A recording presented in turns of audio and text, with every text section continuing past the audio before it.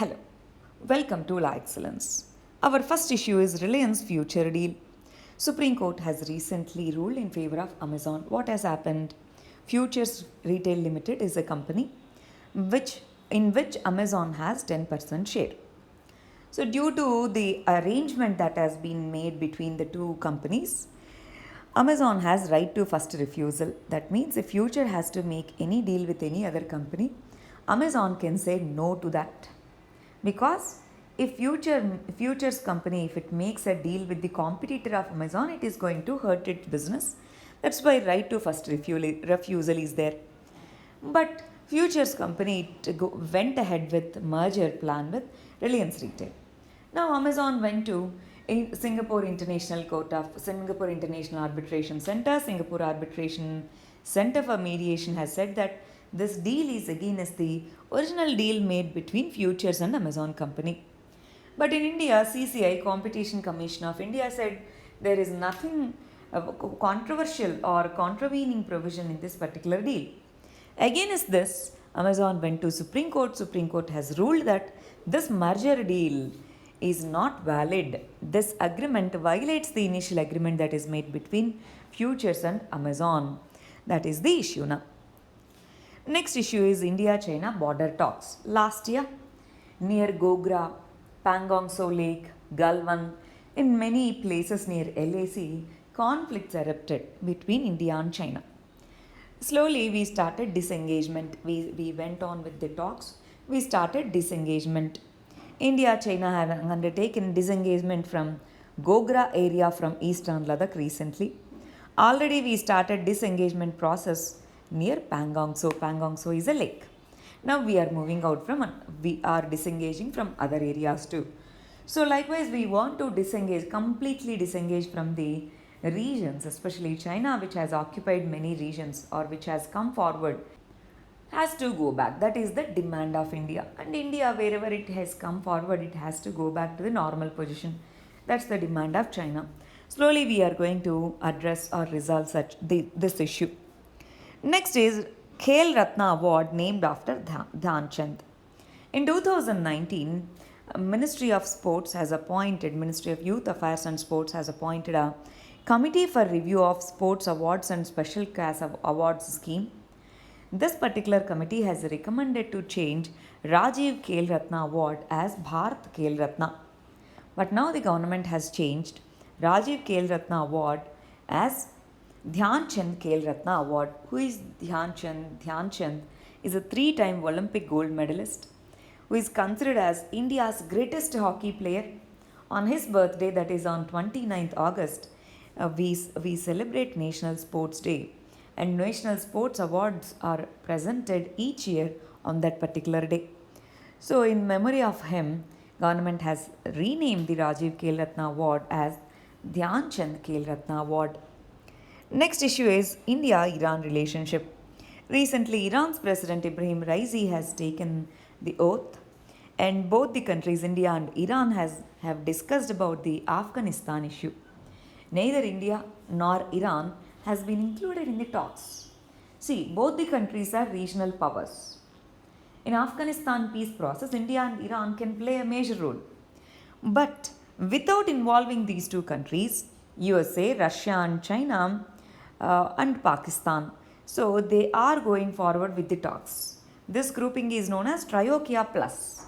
They are going ahead with the talks without involving these regional powers. That's why India and Iran, they say that we should also be involved. And Afghanistan's stability is important for both these countries. So that's how we are discussing with regard to Afghanistan issue. And there are other issues between India and Iran, such as ban of oil imports from Iran due to USA sanctions from India, Chabahar port and the delay in it, Iran's stand on Kashmir. These issues are controversial. We are trying to resolve these issues and we are trying to strengthen the bond that we already have with Iran. Next issue is pendency of cases in tribunals and vacancies in tribunals. There are almost 240 vacancies in key tribunals, and when there are more vacancies, pendencies will increase. That means slowly these tribunals might die. In this context, Supreme Court has asked that tribunals are important for faster and efficient justice delivery. In this context, there are many vacancies and even the selection committees, they are also vacant. Now, that's why Supreme Court has asked whether you want to remove the tribunals or what. What is your viewpoint? That's the question of Supreme Court now to the government. There are two types of tribunals. One is administrative tribunals. Second one, tribunals for other than administrative purpose. So in these two types of tribunals, there are more vacancies. So what to do? That is the question. Next one is Abanindranath Tagore at 150 years. Abanindranath Tagore, this is important for art and culture. Abanindranath Tagore is considered as the creator of iconic Bharat Mata painting, which inspired many young population at the time during the independence movement. Abanindranath Tagore was considered as the first major exponent of artistic idiom that sought to modernize the Mughal and Rajput styles. At the time, British and colonial painting were becoming famous. Now he tried to bring in nationalism into painting. So Western models of art, instead of them, Abanindranath Tagore tried to modernize the Mughal and Rajput styles of painting. The themes created by him, it inspired many generations. Swadeshi themes, it has inspired the new renaissance in Indian painting, and it also inspired many people in the Indian national movement. Next issue is India, Maldives, Sri Lanka security dimension. Recently, Colombo Security Conclave, this was organized, and three countries, they are going for security dimension. Three national security advisors from three countries, they have met. They discussed on 4 pillars of security cooperation. These 4 pillars include maritime security, human trafficking, counter-terrorism, and cyber security. This meeting has revived the trilateral talks on maritime security in the Indian Ocean region after a gap of 6 years. In 2011, they started. After that, we continued annually. In the last 6 years, we have not continued trilateral talks on maritime security between these three countries. Now we are reviving it. And as we know, Maldives is becoming slowly part of supporting and becoming part of Quad. So Quad consists of USA, Australia, Japan and India. So Maldives is supporting this particular grouping. In this context, this kind of security dimension is strengthening the ties between the three countries. Next, let us understand the editorials. First one is Monetary Policy Review by RBI. There is a committee known as MPC, in which there are 6 members. 3 are from RBI, 1 governor, 2 deputy governors, and other 3 members are nominated by the government. These 6 members collectively take the decision with regard to policy rates. Recently they met, for every 2 months they meet. So recently they met, they voted unanimously to keep the repo rate, that means short-term interest rate, unchanged at 4% to support RBI's accommodative monetary policy. What do we mean by accommodative monetary policy? Which promotes the growth. Accommodative means promotion of growth. Such monetary policy is known as accommodative monetary policy. But what about inflation? Inflation now is at higher levels. It's around 6% or more. In this context, how the RBI balances between inflation and the growth, that is the thing that we should see now. Next issue is IBC versus debt recovery tribunals. Recently, our RBI governor has said that IBC amendment has happened. Many people started criticizing that IBC success rate and recovery rates are less. But according to him, total recovery in the Lok Adalat regime is 5% only. Under debt recovery tribunals, it was only 6%. Under SARFAESI Act, it was 20%. Now, under IBC, the recovery rates are 39 to 40%.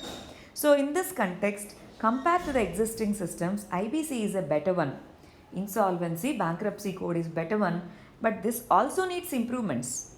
But this is a better one. That is the conclusion. Next issue is retrospective taxation law.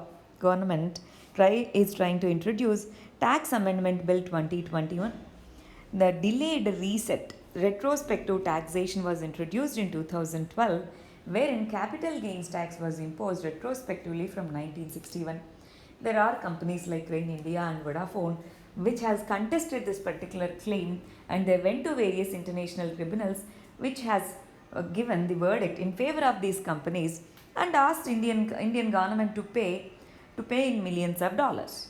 So to reverse that particular thing, government has introduced it. Government has promised that we will pay the tax amount that you have paid to us without interest, but you have to take back all the cases that you have filed. That is the issue here.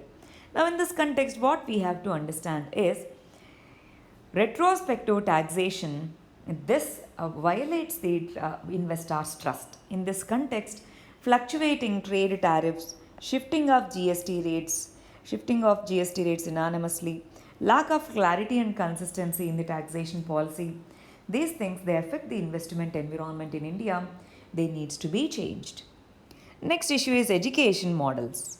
In India, what kind of education model should we follow? So now many people are arguing in favor of online education. Yes, good. But what about digital divide? What about the existing gaps in digital infrastructure? What about the teacher training quality? These issues needs to be considered. Only the privileged urban sections, they have access to all these. What about others?